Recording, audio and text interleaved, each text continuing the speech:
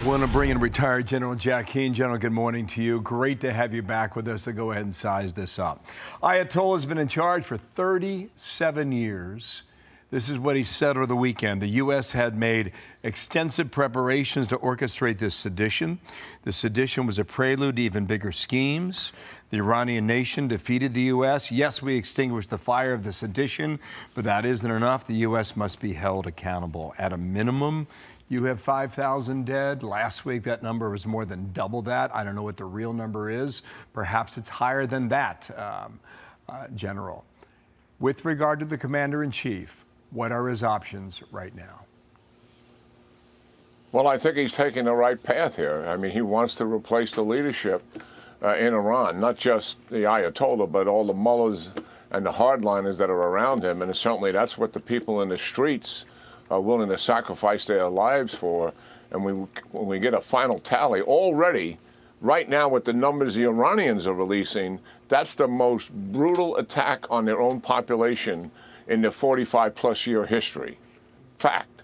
And it's going to escalate even more when they get the final tally on it. So this is the path we're on now. We want this regime to collapse. And that's the right path. The president is the 8th president to deal with this issue. 3 of the previous 7 presidents never retaliated when they killed Americans through their proxies. All of the presidents stood by while Iran increased its strength and its power and its influence in the region. This president, in 2018, slapped maximum sanctions on them and walked away from the nuclear deal, which would have given Iran a nuclear weapon if they wanted in 2030. And those maximum sanctions are paying the price right now and influencing these demonstrators to get out on the streets. Then he killed Soleimani, who was going to kill more Americans. They knew that, and is the guy that organized all the proxies to kill Israel and to kill Americans. And then he fully supports the war that Israel is prosecuting, decapitates Hezbollah, decapitates Hamas, and then destroys their nuclear system. This is the path we're at now. And now he has told them, I want this regime to go. And he said that he's going to support the people who protested and were willing to give up their lives.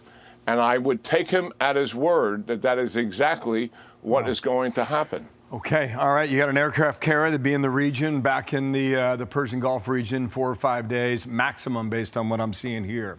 Now you've got all these political and business leaders meeting in Davos, Switzerland this week, and the talk there, General, is going to be about this. It'll be about Ukraine. It'll be about Greenland. Here's Scott Bessent, Treasury Secretary, on Sunday.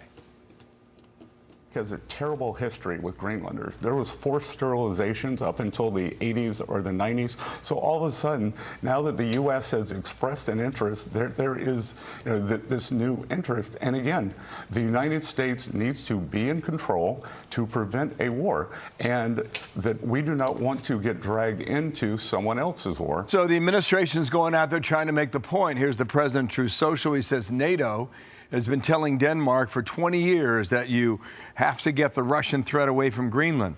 Unfortunately, Denmark has been unable to do anything about it. Now it is time, and it will be done, signed the president. And the NATO ambassador says that Europe has a tendency to overreact over this Greenland dispute. How do you see it? How do you move the ball? When does that happen, General? Well, Greenland has always been in the eye of many American presidents as being vital national interest, certainly. And now it's even grown more dramatically so. The air routes have always been an issue, certainly, because of ICBM missiles that Russia and China hold, and also bombers. And that is why we have early warning radar sites already in Greenland for that reason. The United States has them there. But now the navigation routes are opening because the ice is melting. And there are 2 countries that are adversaries of the United States. Call it what you may. I call them adversaries and enemies, Russia and China. And they hold nuclear weapons.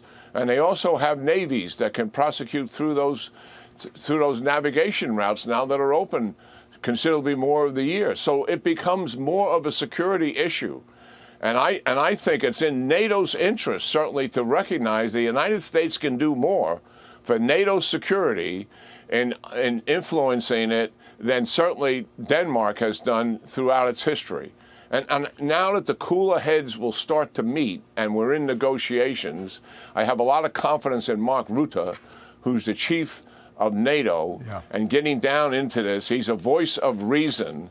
Let's lower the rhetoric on both sides. Let's get into some real negotiations. What's the economic benefit for Greenlanders? What's the NATO benefit here for security? And certainly what's the benefit for the United States as well? The three principal partners here, Denmark, Greenland, and the United States, I think we can get to some reasonable answer here that makes sense to everybody's mutual benefit. And believe me, we can help the Greenlanders prosper considerably more than what Denmark has done, and their history is horrific with forced sterilization, forced adoption of children, and other things that have taken place in the repression of these people. We have had bad history ourselves with some of this in our own country, to be sure. But I think the economic prosperity for them is an issue I would think they would find quite attractive. On the issue of a deal, I agree with you. At some point, we get there. Don't know when, don't know what it looks like. We'll be here to watch it.